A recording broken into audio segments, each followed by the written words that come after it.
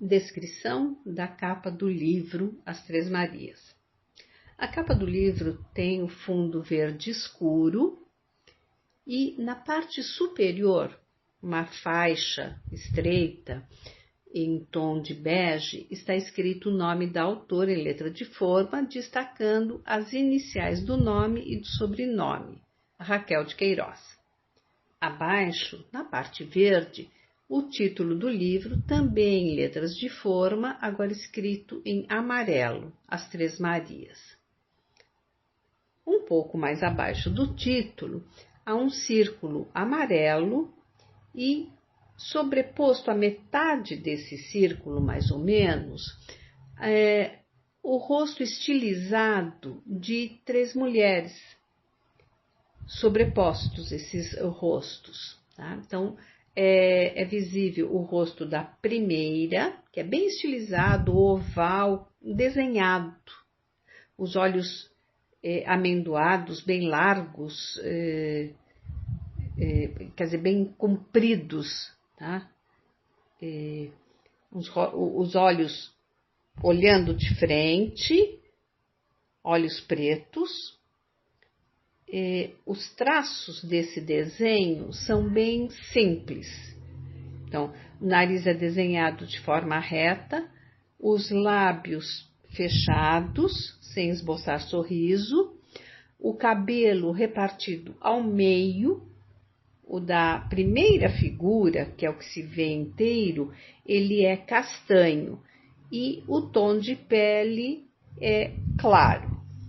A figura que se vê metade do rosto e que está situada à esquerda tem o cabelo preto e a pele bem morena, mas os traços visíveis de uma parte do olho e uma parte do lábio são exatamente iguais. E a outra metade do terceiro rosto, visível ao lado direito, tem a pele negra e também o olho do mesmo jeito, bem repuxado, e os lábios fechados. O cabelo dividido ao meio das três é liso e, como disse, escuro. Ao fundo desses três rostos se vêem alguns desenhos que são estilizados e não é possível identificar o que seja. Tanto poderia ser uma grama estilizada, como podem ser pedaços de madeira em forma de quase um cone, tá? Em marrom e bege. E ao pé da página, à direita, o nome da editora em letras brancas de forma, José Olímpio Editora. Este livro não está dividido em capítulos, está dividido com o título de algumas partes. Porém, para facilitar, à medida que eu for lendo cada uma dessas partes, eu vou dar algum tipo de identificação. Iniciando, a primeira coisa que temos é uma biografia da vida e da obra de Raquel de Queiroz. Vamos a ela.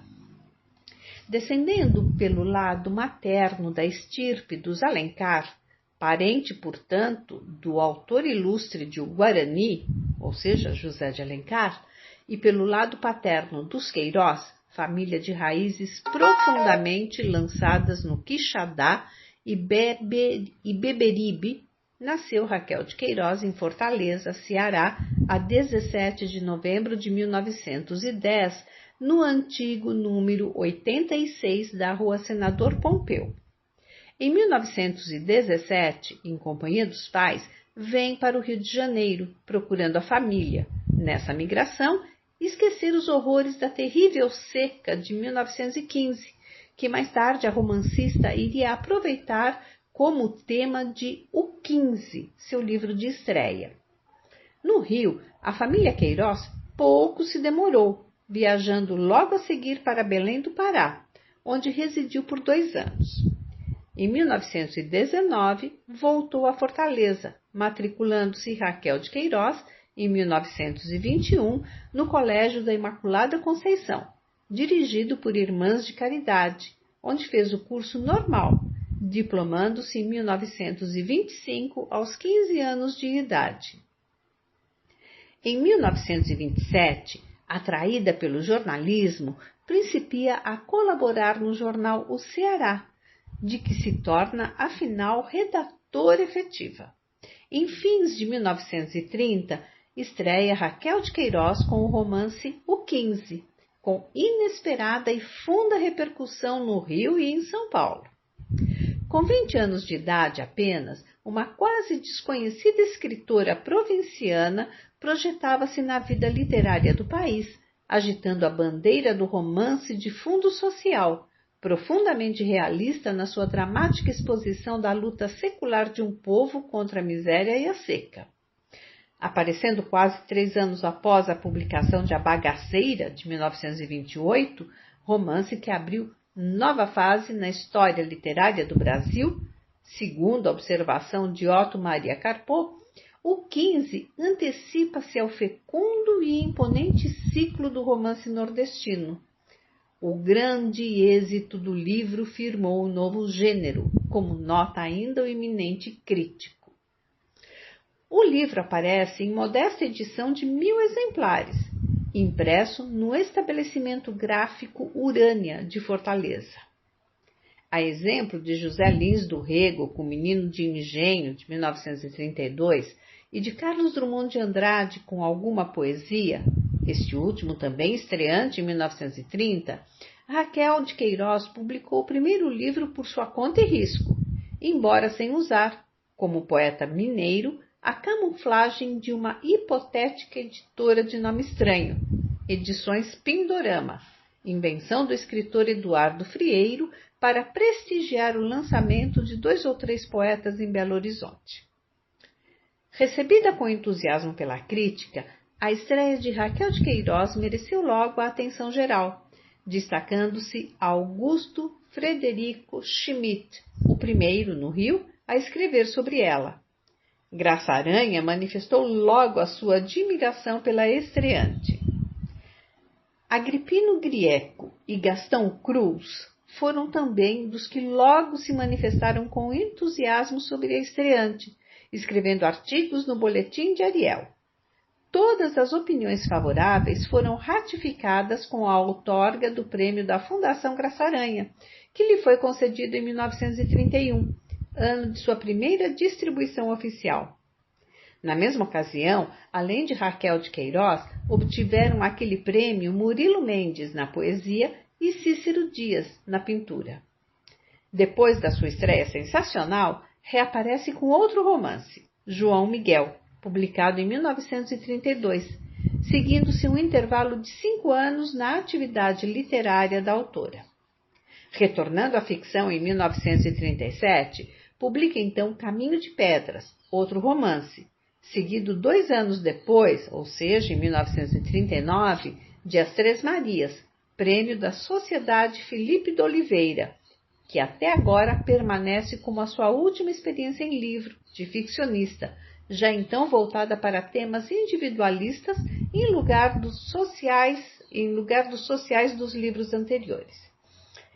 Em 1950, escreve o romance O Galo de Ouro, divulgado em folhetins pela revista O Cruzeiro, não publicado ainda em livro. Residindo no Rio há longos anos, a princípio refugiada no sossego marítimo bucólico da Ilha do Governador e agora no bairro da Glória, bem próximo ao centro da cidade, atualmente passa parte do ano no Rio e parte em suas terras do Ceará, fazenda Não Me Deixes. Vamos lembrar que quando este livro, esta edição foi publicada, Raquel de Queiroz ainda era viva. Voltando aqui ao parênteses. Raquel de Queiroz dedicou-se principalmente ao jornalismo, tendo colaborado durante muito tempo no Diário de Notícias e posteriormente na revista O Cruzeiro, de que foi cronista exclusiva. Faz hoje um artigo semanal que é publicado no Rio em O Jornal e em todo o Brasil. De sua assídua e prolongada colaboração jornalística, nasceu seu primeiro livro de crônicas, A Donzela e Amor à Torta, aparecido em 1948, seguindo-se novo intervalo literário até 1953, quando a escritora reaparece abordando um novo gênero, o teatro, e publica seu primeiro drama, Lampião, baseado na vida do lendário cangaceiro do Nordeste. A peça foi representada no Rio no Teatro Municipal e em São Paulo no Teatro Leopoldo Frois. Na capital bandeirante, onde foi conferido a Raquel de Queiroz o prêmio Saci como autora da melhor peça do ano, viveu o papel de Lampião o artista Sérgio Cardoso, e no Rio, Elísio de Albuquerque. Em 1957, recebe o prêmio Consagração da Academia Brasileira de Letras, relativo ao conjunto de obra, o prêmio Machado de Assis. Em 1956 e 57, ela escreve nova peça, A Beata Maria do Egito, publicada em maio de 1958, que obteve, em 1957, o Prêmio de Teatro do Instituto Nacional do Livro e o Prêmio Roberto Gomes para a melhor peça dramática, concedido pela Secretaria de Educação do Rio de Janeiro. Essa peça foi levada à cena pelo Teatro Nacional de Comédia no Teatro Serrador do Rio, com Glauci Rocha, Sebastião Vasconcelos e Jaime Costa nos principais papéis. Em julho de 1958, publica 10 anos após seu primeiro livro de crônicas, novo volume intitulado 100 Crônicas Escolhidas, obra que reúne as melhores páginas no gênero escritas até então pela escritora, reeditada no ano do jubileu. E quase que simultaneamente com a 8ª edição de O 15, Raquel de Queiroz reaparece na crônica, em livro, depois de uma ausência de 9 anos, com o volume O Caçador de Tatu, constituído por mais de meia centena de crônicas selecionadas e prefaciadas pelo escritor Herman Lima. Mas Raquel de Queiroz, além de se dedicar ao romance, à crônica e ao teatro, escreveu, há poucos anos, para a televisão, a peça Padrezinho Santo, inédita em livro. Tem sido também uma das nossas mais ativas e seguras tradutoras, já tendo transposto para a nossa língua cerca de 40 obras, num total de aproximadamente 13.000 páginas. Entre essas traduções contam-se de Dostoiévski, Humilhados e Ofendidos, Recordações da Casa dos Mortos, Os Demônios, Os Irmãos Karamazov. De Cronin, O Castelo do Homem Sem Alma. De Samuel Butler, Destino da Carne. De Tolstói, Memórias. De John Gasworth, A Crônica dos Forst, em 3 volumes. De Santa Teresa de Jesus, Memórias. De Elizabeth Gaskell, Cranford. De Emily Brontë, O Morro dos Ventos Uivantes. De Charles Chaplin, A História da Minha Vida, onde ela é co-tradutora. Como experiência diplomática, devemos lembrar aqui sua participação na 21ª sessão da Assembleia Geral da ONU, em 1966, onde serviu como delegada do Brasil,